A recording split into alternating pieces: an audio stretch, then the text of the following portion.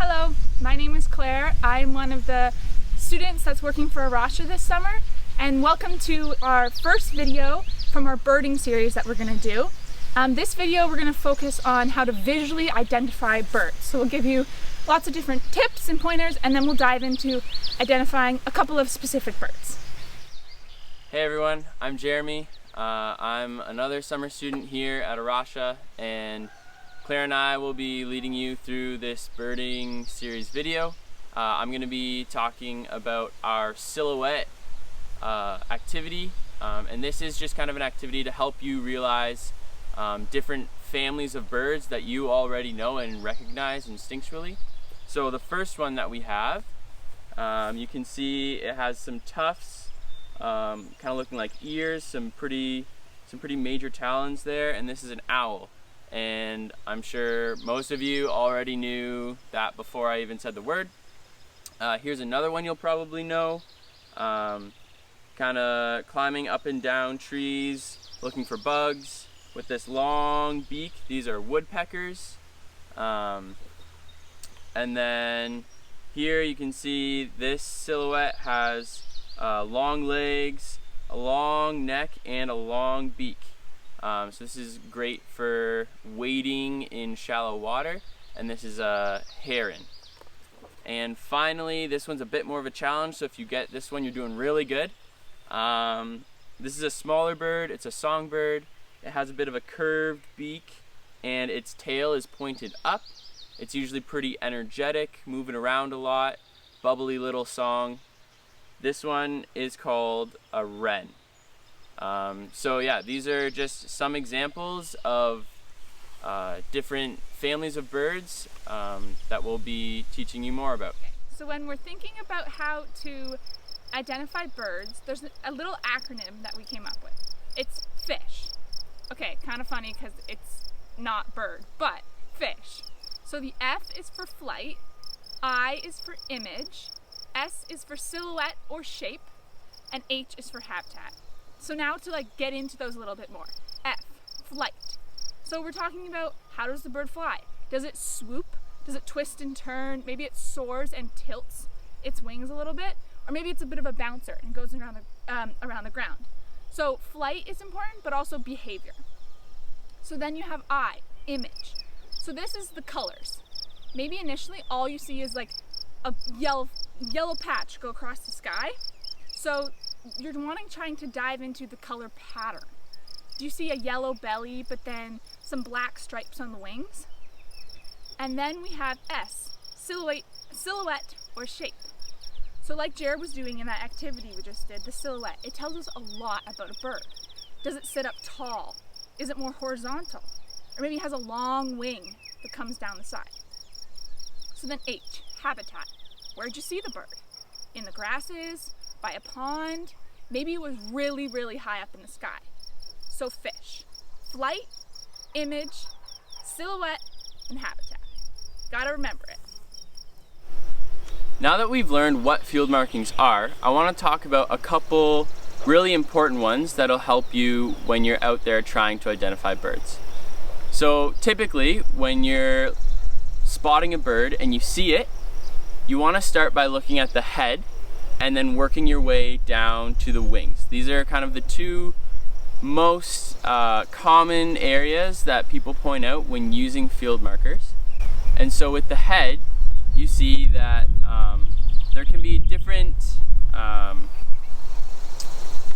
patterns or different markings. So the eyebrow stripe is going to be right above the eye, as opposed to the eye line, which is usually right parallel with it. And then you can have the crown stripe, or it could be a certain color of the crown. And you even see the throat patch can sometimes be differentiated between different birds. Or there could be an eye ring where, you can just see a clear color all the way around the eye. And so the head and the eye and just underneath the beak are really important to pay attention to. And the second really important area we want to look at is the wings. So they have You can have wing bars, which just kind of go across the wing, or a wing patch, which is like a large area of feathers that all have the same color. And you can kind of differentiate between the primaries and the secondaries. The primaries are going to be on top and the secondaries lower down on the wing underneath. And so being able to see those areas and know what you're looking for is really, really helpful when applying our knowledge around field markings. So now that we've learned some tips, tricks, and skills in order to implement when helping us identify birds, I wanted to talk a little bit about binoculars. Okay, wait, make sure you turn the caps off so that you can actually see through the binoculars. Now, I want to be clear that if you don't have binoculars, that's okay. You can totally go birding and identify birds without them. But if you have them lying on your house, a couple tips I want to give you. One in particular, when you're looking around for birds, use your eyes first. If you see a bird up in the tree or low in the grass, focus on it and then bring that binoculars up to your eyes and see the bird through there. You don't want to be going like this trying to search for birds because it won't work very well. Okay, now we're moving on to specific bird species that we want to take all these things that we've learned and apply it to this card that we have right here. So we're going to take our acronym FISH and we're going to talk about this bird, which is the tree swallow. Now for its flight, tree swallows are very acrobatic. They'll come in and they'll swoop and they'll dart really quickly. So they're very, very easy to see based off of their flight. For their image, you can see they have a blue iridescent back with a white throat patch and a white breast. Very clean, just blue on the top, white on the bottom. Really simple. They also have a black eye ring. Then for shape, a very common swallow shape, it's very characteristic of this whole family of birds, is to have the shape go out and then down and then back in. So if you see a smaller bird with that characteristic out and then to the side and then back in, that's most likely a swallow.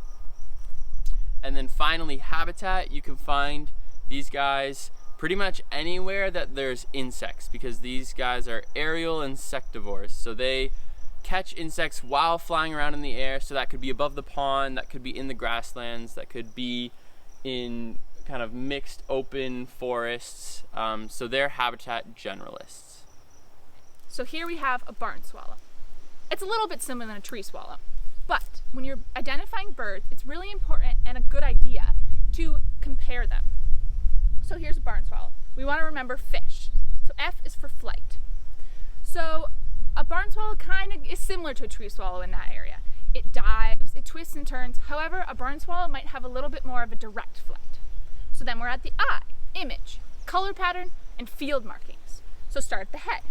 You're looking at the crown, and there's a blue color right on the top, and then an orange rusty color between the eyes. And then as you move down, you have a rusty orange belly, which is quite different from a tree swallow that has a very stark white belly. So next you have S, shape or silhouette. So it's quite similar to another swallow with a long tail. And then you have habitat.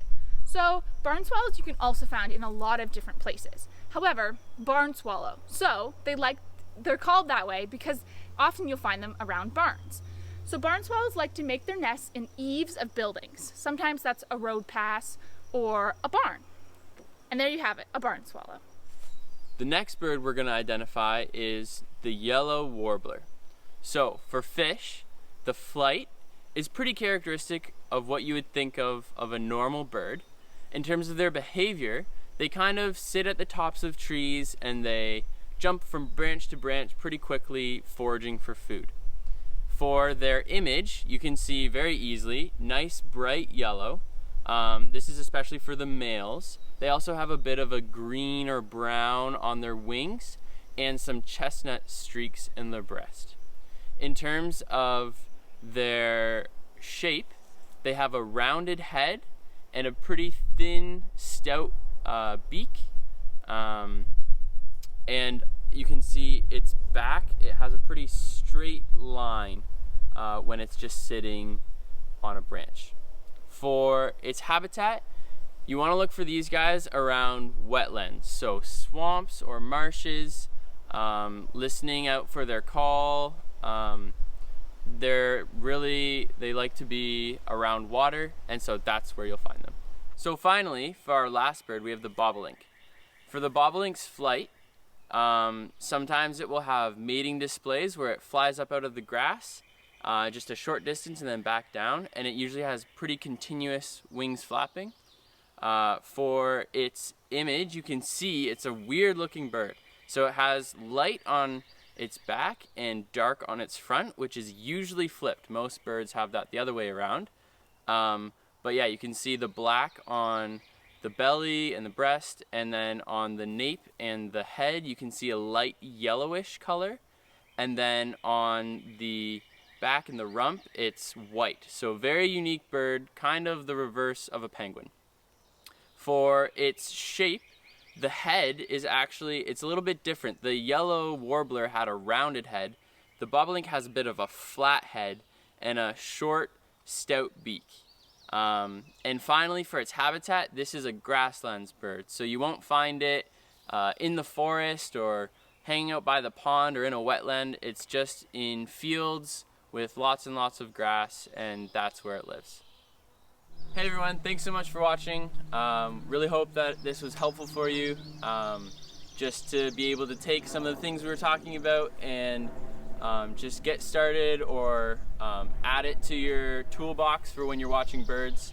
So yeah, just remembering fish, flight, how something flies, its image, some of the field markings with it, its general silhouette and size, and then looking around and seeing where are you? Are you in your backyard? Are you by a pond? Are you in the forest? Just keeping those 4 things in mind should help you out when you're watching birds. Yes, thanks so much for watching. And I want you to remember, you don't have to be an expert at practicing your bird identification, and you don't even have to be out in a forest or field. You can be in your own backyard. So stay tuned, because Jeremy and I are going to make lots more videos about birds and other things in creation.